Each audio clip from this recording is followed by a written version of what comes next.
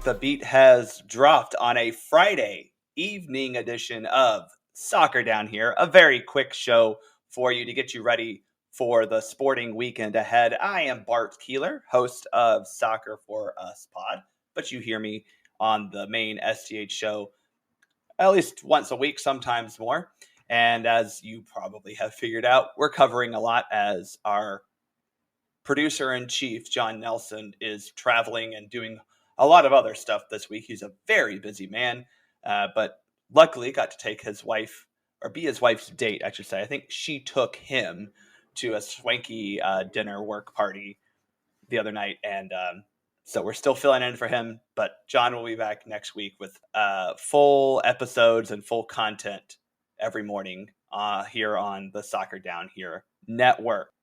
All right, so again, I am Bart. I am the host of Soccer for Us. I will have an episode of that dropping on Saturday with my good friend Thomas, aka US Keeper. But for now, let's talk about things that happen or are going to happen here in Atlanta in the world of soccer. I, not to brag, had a fantastic opportunity on Wednesday night to go to the kickoff party for the U.S. Soccer National Training Center down at the Trilith complex in Fayette County.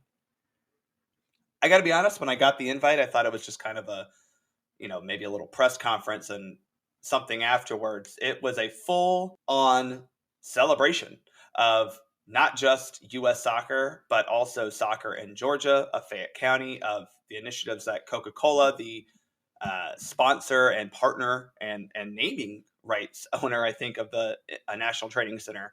It really was. I didn't learn anything new. I really didn't.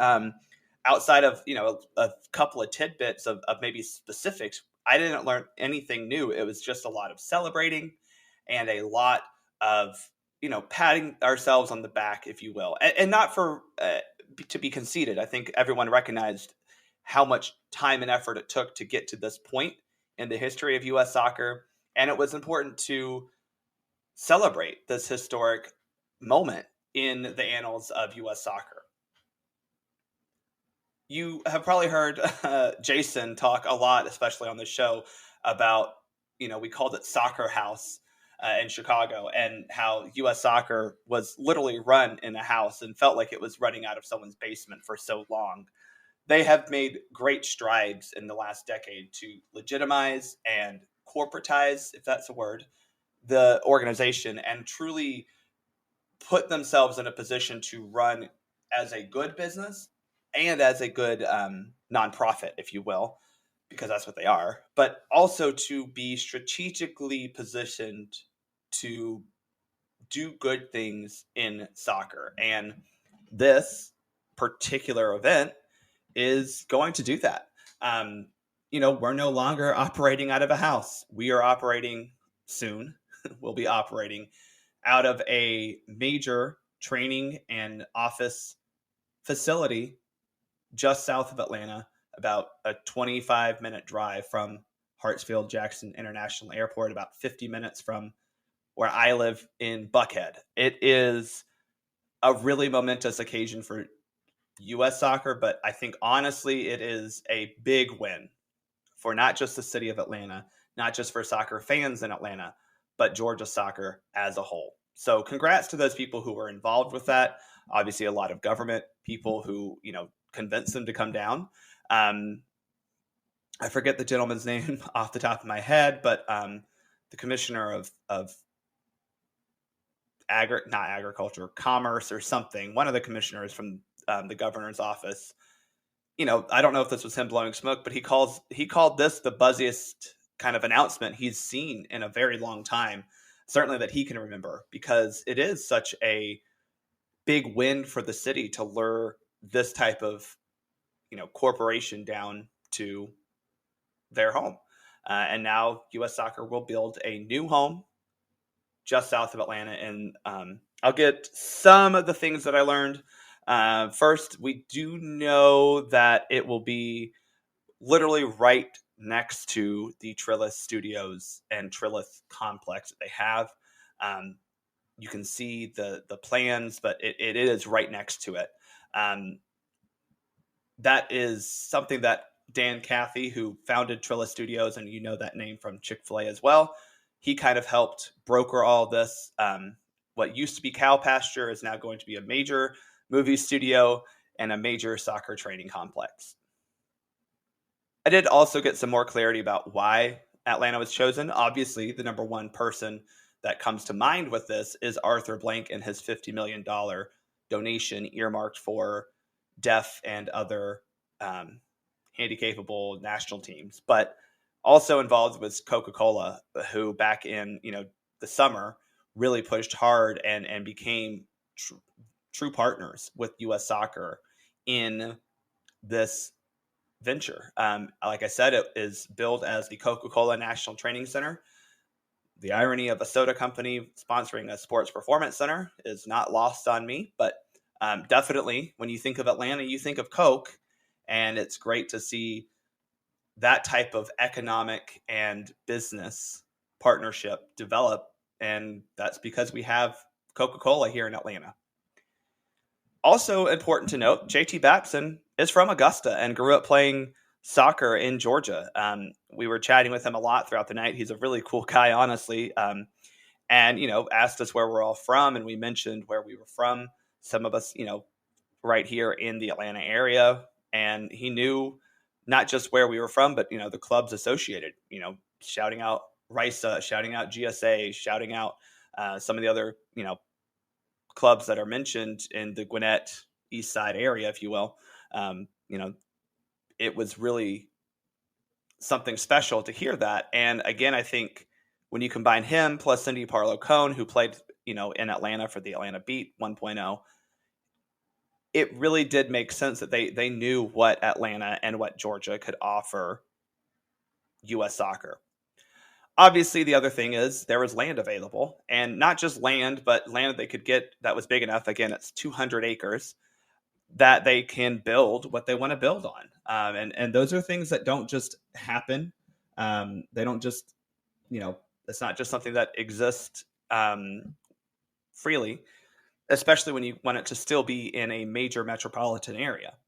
And that's the other thing is you had the airport, the busiest airport in the world, right next to where this is going to be. U.S. Soccer obviously needs to be close to an airport to shuttle players in and out, both men's and women's, youth, extended national teams, all of them, because, there's a lot of players who do not live close to Atlanta or did not live close to Chicago or Kansas City who play soccer in this country and who play to represent the U.S. And so it's very important to be close to a major airport. But I think most importantly, it's just because Atlanta, if we can brag for a second, has the economic and geographic position to be a major player in this type of deal. And that is a fantastic thing to hold on to if you're an Atlanta soccer fan, that Atlanta matters, soccer in Atlanta matters. And that combination brought U.S. Soccer from Chicago to Atlanta to build a big old national training center. However, we don't know if there will be an on-site stadium. This was something that I meant to ask while I was there, but it's not like it was a press conference. It wasn't the right opportunity. But we don't know if there'll be an airport. We don't know if there will be a stadium on site, even a 5,000 seater. I would imagine that if you're U.S. Soccer, you want to have the capability to host legitimate matches for youth or extended national teams on the complex, similar to the way that Atlanta United does have, a stadium field, if you will, at their training facility. Didn't see that in the renderings. Those renderings are very early and not exact. That was something that we were told. It's just, kind of the launch point. But we do know that they'll have a lot of soccer fields. The rendering itself had 26. We just don't know the exact number. And honestly, we don't know how those are going to look. I would imagine there's going to be some indoor training facility and fields there, but there may be some smaller fields for U.S. Soccer to have. For U.S. Soccer and international soccer, we don't really start true national team trainings up until 15 years old. So you're playing on a full size field, but it wouldn't surprise me if there are some smaller fields or set up for that just in case U.S. Soccer wants to host big, national championships, if you will, for younger players, or to, be as a place where Georgia Soccer can have those competitions. But we're just not sure what the exact number of fields or indoor training facilities will be. Again, these are all things that they are figuring out right now. We don't even know when we're breaking ground. We just know that it's coming. We know the site, and we know that it is going to be in the Atlanta area. Some more big news for soccer, U.S. soccer specifically, in Atlanta. We know now that the U.S. Women's National Team will be coming to Atlanta on April 6th. They will be playing the She Believes Cup, a double header format here in Atlanta on Saturday, April 6th. U.S. will play a team to be announced at 12:30, and then two teams to be announced will play at 3:30. This is an abbreviated She Believes Cup. We know that these, according to the press release from U.S. Soccer, these will be acting as semifinals, if you will. And the championship and third place game will be at a site to be named later on April 9th. The reason it's kind of shortened, usually She Believes Cup is 4 teams, 3 games each, but this time they're only doing 2 games each, is because we have the W Gold Cup in February, as well as the UEFA Women's Nations League finals in February. We have the Olympics in July and August. That's just a lot of soccer for these women to play, and they're only going to do the 2 games. No word on how this will be played out in the future. It would not surprise me if Atlanta is the host of a lot of She Believes Cup matches in the future, and certainly the host of the She Believes Summit that kind of partners with the She Believes Cup to talk about the trials, tribulations, and successes of women in sport. It's been something that U.S. Soccer has put on since 2016, and it does hold value in the grand scheme of things. But I think the problem that, from a fan's perspective especially, it doesn't feel like an actual tournament that we care about winning, more than it's just a showcase of friendlies and top-level teams. For those of you who don't know, in the history of women's soccer, obviously up until very recently, a lot of women did make their names playing for national teams, and that was almost their job more than their club team was, because their club team didn't pay them much either. And you had tournaments like the Algarve Cup in Portugal that served as major competitions to give almost yearly, for some teams, yearly international, high quality international competition to them, because it was hard to schedule friendlies if, certain federations weren't really funding teams, and it brought together, in theory, top talent and top teams. She Believes Cup is kind of modeled after that, but those types of tournaments are growing more numerous. You have the Arnold Clark Cup, also new in England. And while they're, again, good to set a time where top-level teams can come together to play for something that is more than just a friendly, the real value is that you can host, and you put it on the calendar, you host 4 of those teams. And so you're getting 3 games against quality opponents. But outside of that, I think fans and maybe players a little bit don't see it as something that is a must-win, the way that I think the Algarve Cup used to be, and the way that maybe She Believes Cup was as well. That said, it's a wonderful honor to be able to host the U.S. Women's National Team. This is the first time in 8 years that a U.S. soccer team will play in Atlanta. First time since 2016. That was the women playing Netherlands, of all teams, in front of about 19,000 in the Georgia Dome. Tickets are on sale. I would very much encourage you all to purchase tickets. They start at $30, and there's a lot of $30 seats available. If you're an Atlanta United season ticket holder, you do get a pre-sale access code. And I think the general public will go on sale next week. So if you're not, you can go in that way and, just wait till next week to buy your tickets. But they're fairly inexpensive. The lower bowl is what they're using. They're only using one side of the 200 level for now. Who knows? That could change. We might sell out everything. And I honestly would love to see Atlanta show up and pack Mercedes-Benz Stadium for this doubleheader. And I know we don't know the teams yet. Maybe that'll help motivate some people, but we know it's the U.S. Women's National Team. And we know that they're in a redemption cycle right now, and they need to utilize this She Believes Cup to kind of launch that redemption story that they're looking for in 2024 as they get prepared for the Summer Olympics in Paris. All right, let's talk some Atlanta United news now.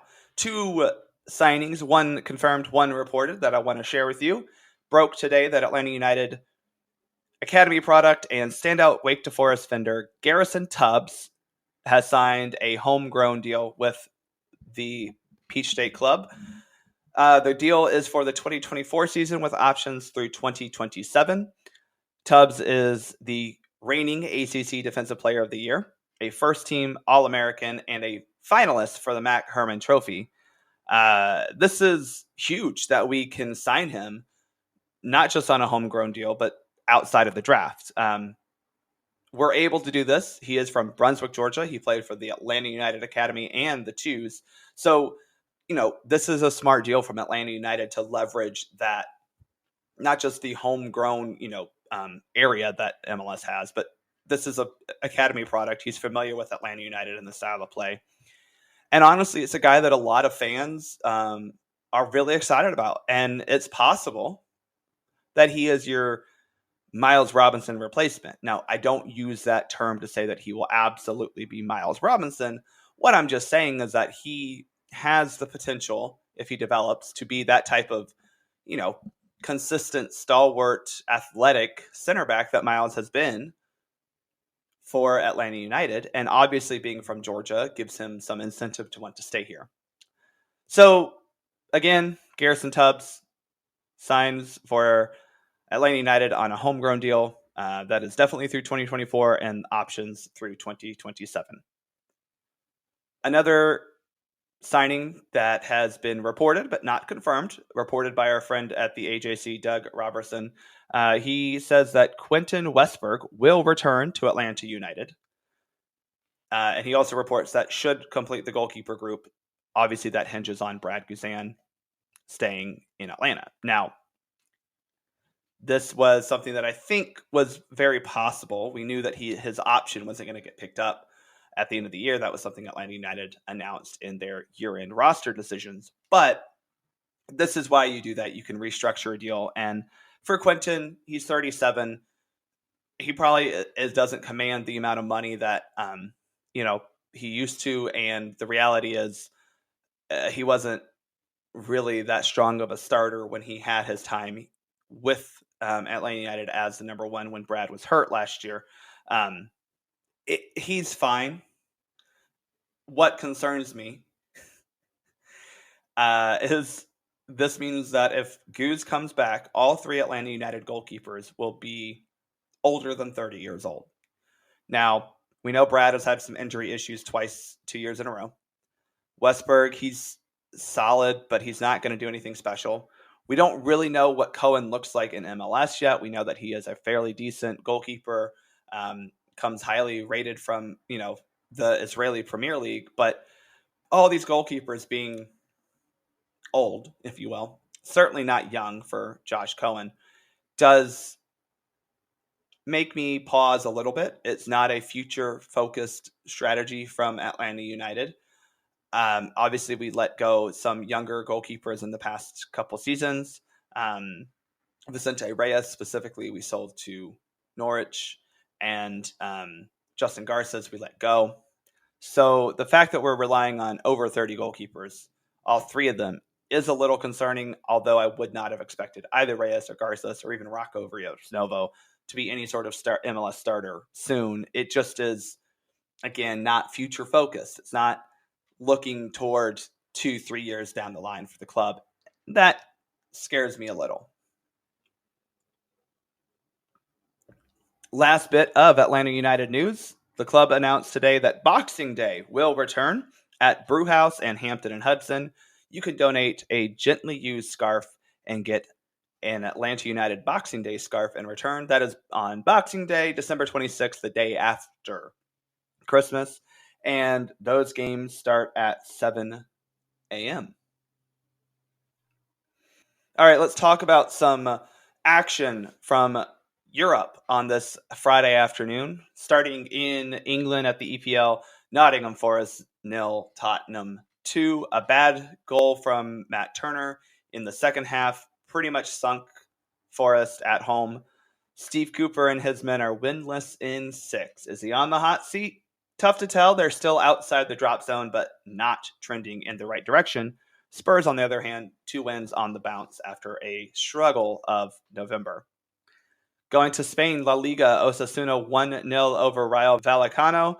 Raul Garcia, a 90 plus 5 minute goal to win it for Osasuna. Heading a bit north, we'll go to Ligue 1. You had Monaco losing at home 1-0 to Lyon. Lyon alleviate a little bit their struggles, now level on points with Toulouse in 15th, but still in the Club de Relegation. Also in this game, American forward Valerian Balogun goes 90 minutes, only 3 shots, 0.52 XG, 32 total touches, but only 8 inside the opponent's box. Continuing a eastern trip across Europe. Yeah, east. That's the word. Continuing their eastern trip across Europe, we go to the Bundesliga in Germany. Borussia Mönchengladbach and Werder Bremen. A stalemate 2-2. Joe Scally going 90 minutes with 0.24 expected assists. That's kind of cool. 4 passes into the final third and 1 for 2 on crosses. Bremen, with the draw, moved 4 points clear of the relegation playoff. And now we'll go south to Serie A. Genoa 1, Juventus 1. Juve drop an opportunity to catch up to league leaders Inter. They are now 1 point behind Internazionale, who play Lazio this weekend. And finally, for the action on Friday in the Club World Cup, Lyon. That was French pronunciation. Lyon. There we go. Lyon from Mexico fall to Urawa Red Diamonds 1-0. A red card did them in. Another red card in the Club World Cup. Al Ahly winning despite the red card, 3-1 over Al Ittihad. All right, let's go through the weekend watch list real quick.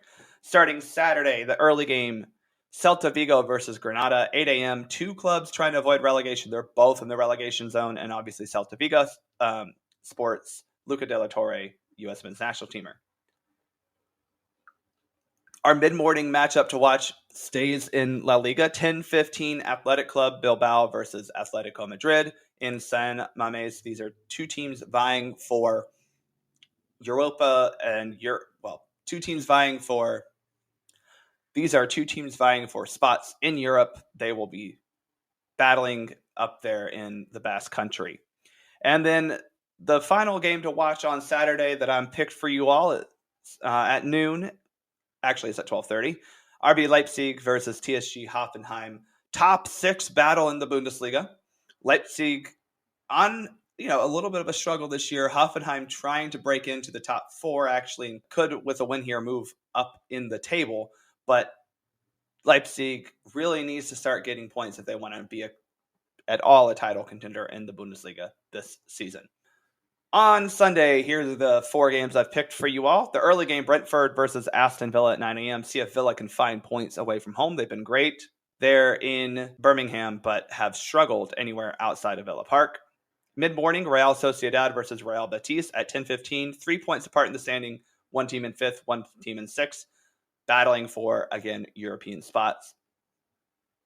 And then you'll need to turn from there at 11 o'clock for Liverpool versus Manchester United. The rivalry of rivalries, the derby of derbies in England.